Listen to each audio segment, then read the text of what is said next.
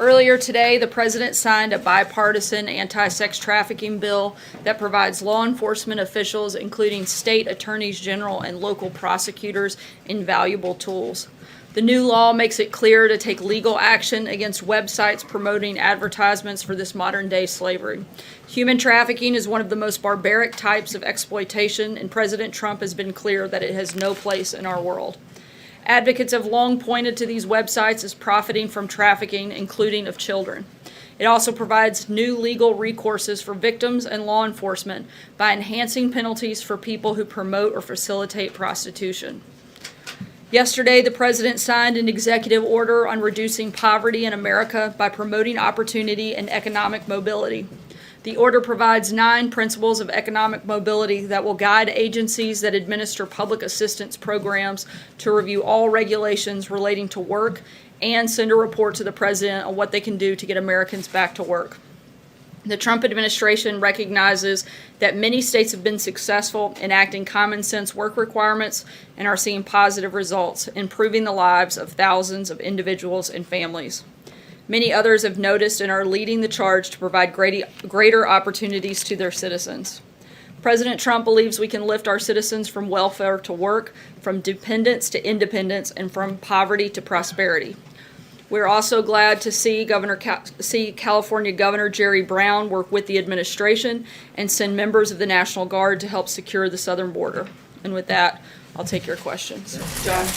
Sarah, the Russian military has come out and said that there was no poison gas attack. That was Sergei Lavrov the other day. It said they've got no evidence of it. Today, a Russian military official says, oh, there was an attack, but it was staged by the White Helmets Brigade, component of the rebels in Syria. What do you say to the Russian statement that this thing was staged by the White Helmets? The intelligence provided certainly paints a different picture, and the President holds Syria and Russia responsible for this chemical weapons attack. I have an unrelated question on the Cohen raids the other day. It now looks as though prosecutors were looking for some sort of documentation that might have been connected with the Access Hollywood tape that, as you know, came out during the campaign, which you were a part of. And that is an effort to connect the dots between subsequent payments that were made to keep people quiet, which may constitute some sort of FEC violation for illegal campaign contribution.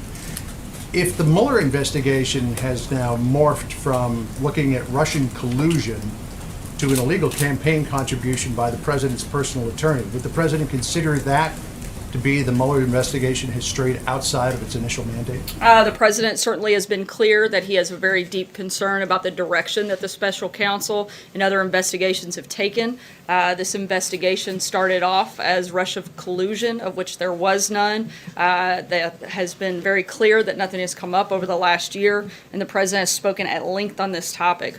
While the media continues to focus on this, despite the fact that there's been no evidence after a year, we're going to continue to stay focused on the issues. Yamish? Hi. A source today told me that President Trump is concerned that Paul Ryan's retiring and not seeking re-election might encourage other Republicans to also not seek re-election. What do you say about that? We certainly hope that Republicans will continue to remain in the House, especially those that support the president's agenda and those that are campaigning. We look forward to a number of them coming out and also supporting the president's agenda.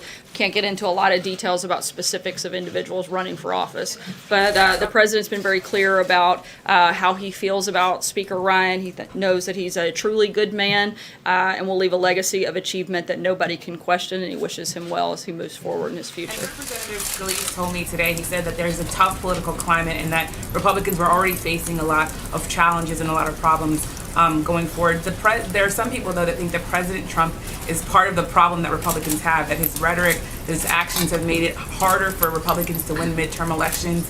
What does the president think about that, and does he actually plan to campaign with people, and does he think at all that he could hurt the chances of some Republicans if he goes out in the field? We think that Republicans, particularly the president, have a great story to tell moving into the midterms. We've had an incredibly successful first year and a half focused on tax cuts, deregulation, working towards the defeat of ISIS, remaking of the judiciary, and a number of other things that we consider to be great successes and great things for Republicans to talk about as they look forward to the future. Michelle? Thanks, Sarah.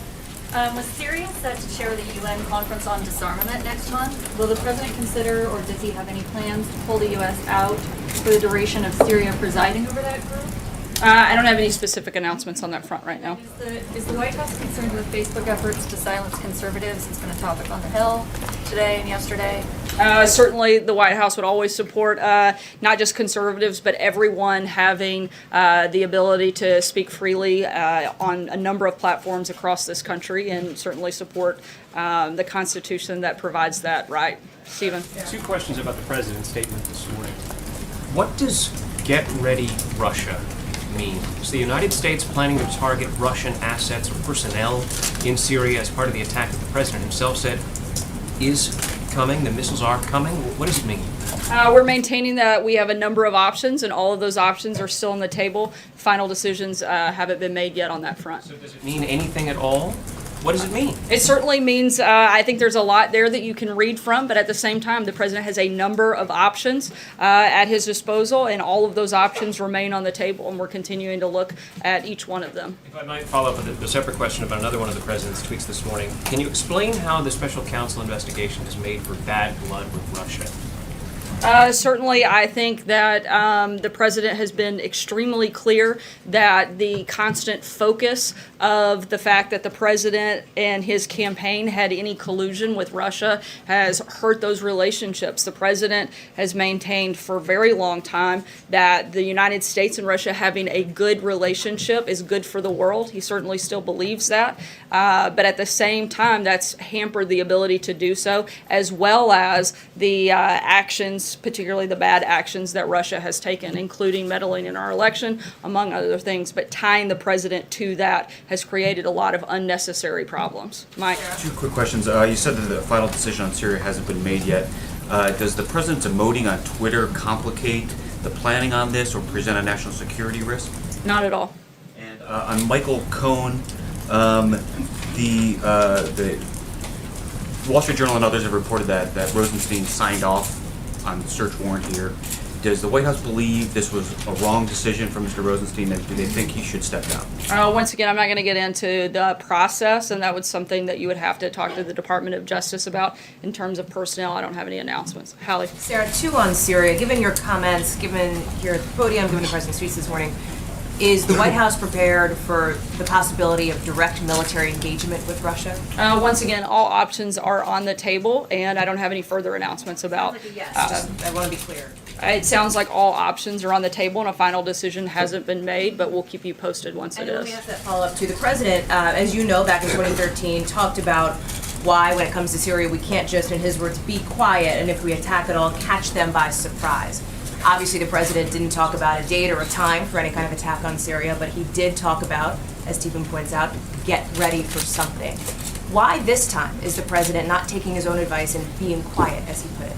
The president, like you said, and actually answered my question for me, has not laid out a timetable, and he has a number of other options as well, and we're considering all of those options and a number of different timetables of what any action we may or may not take would look like. So that 48 hours timetable is out the window that he talked about Monday, and you should disregard that? In a public sense, certainly the president has made some decisions. He made a decision not to travel to Latin America so that we could focus on this. That was the first step in this process, but we're continuing to look at a number of options. John? But Sarah, the president was direct in talking about missiles. He said, get ready, Russia, because they will be coming. Nice and new and smart.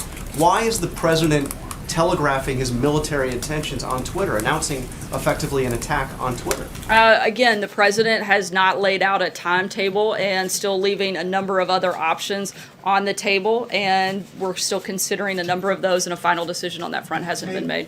And if I can ask, another one of the tweets which Stephen asked about is also pretty direct here. He says, bad blood with Russia is caused by the fake and corrupt Russia investigation. Isn't it Russia's support for what the president himself calls a gas-killing animal, or its meddling in our elections, or its military intervention in Ukraine? aren't those the actions that have caused bad blood? It's both of those things. Neither one of those things are good for our country. The president's been clear that the relationship with Russia is at a new low, and that's due to a number of factors. Certainly, the things that you listed off, as well as the investigation, are all things that have hurt that relationship. Robert Mueller's Yeah. actions are similar to, I didn't say that. You're certainly putting words into my mouth. I said that both of those things are bad for America. That's all I said.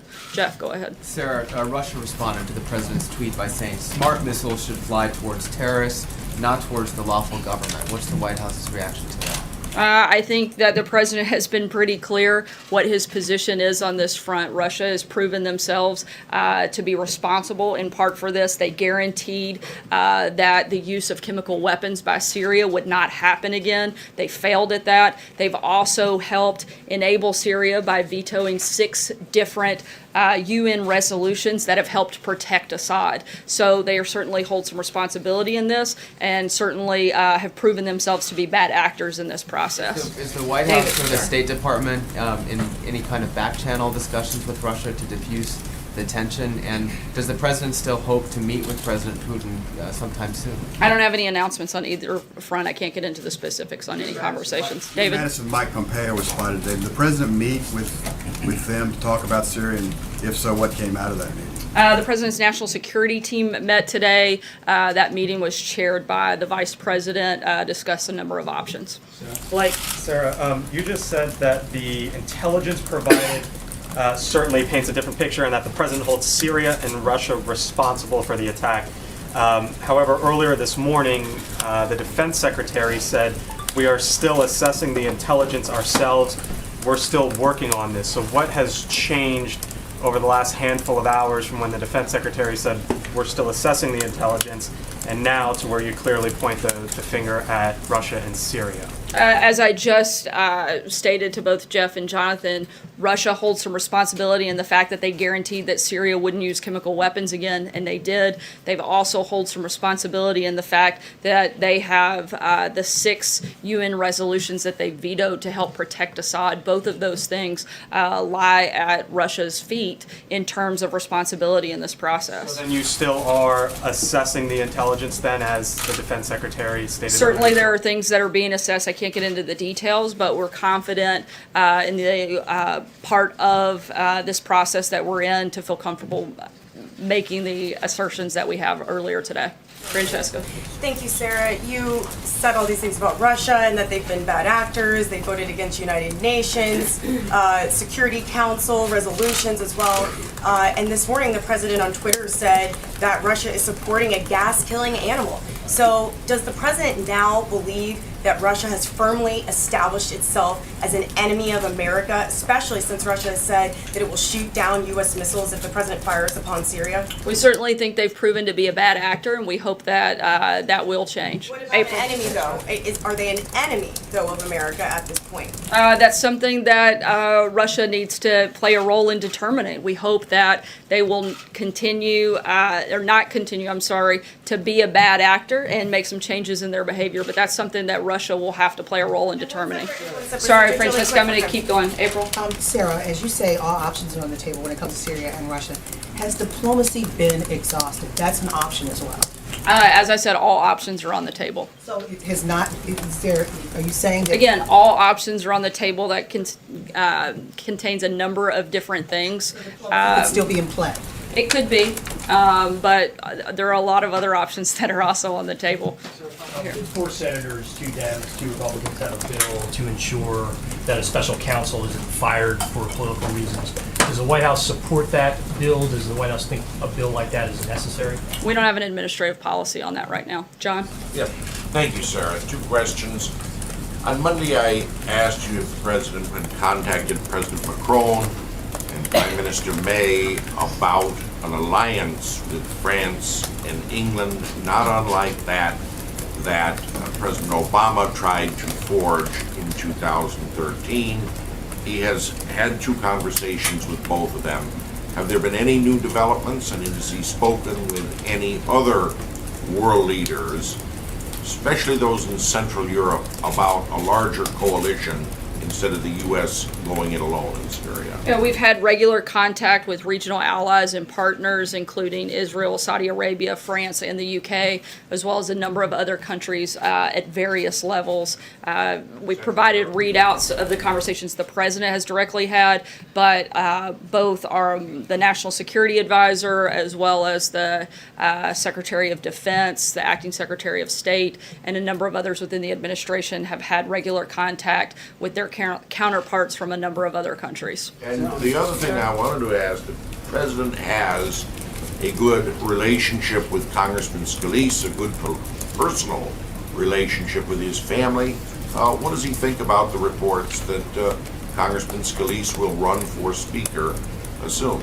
The president has a great relationship with a number of members in the House of Representatives who support his agenda, and he looks forward to working with all of them over the course of the next 7 years, I guess. I'm asked not great, Tamara. Yeah, is the president considering firing or in other ways pushing out Rosenstein? I don't have any personnel announcements at this front. Steve? And just one other thing, Paul Ryan today said that he's been given assurances by the White House that the president isn't planning to fire Rosenstein or Mueller. Do you know where he's getting those assurances? Is it coming from the president? Is it coming from others? Where is it coming from? Again, I don't have any announcements on that front. Steve? Sarah, Senator Markey, who's a member of the Foreign Relations Committee, said today that the president must come to Congress for authorization prior to another military strike on Syria, and there are others who are also saying that. Does the administration intend to do that, and if not, why not? Obviously, the administration will follow whatever laws and regulations are necessary for any actions that we take. Because we haven't laid out any specific actions that we plan to take, I can't tell you exactly what needs we would have to go to Congress with.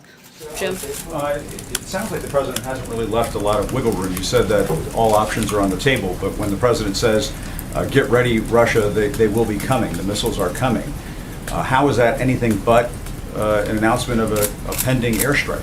That's certainly one option, but that doesn't mean it's the only option or the only thing that the president may or may not do. Just because he does one thing doesn't mean he can't do a number of other actions as well. And he certainly hasn't laid out the timetable, which would be broadcasting his intentions. One other quick thing on Speaker Ryan's announcement. There are some fears up on Capitol Hill, and we understand some in the White House, that a Democratic wave is coming. It could sweep the Republicans out of power in the House. And that could potentially lead to impeachment proceedings that the Democrats could bring forward.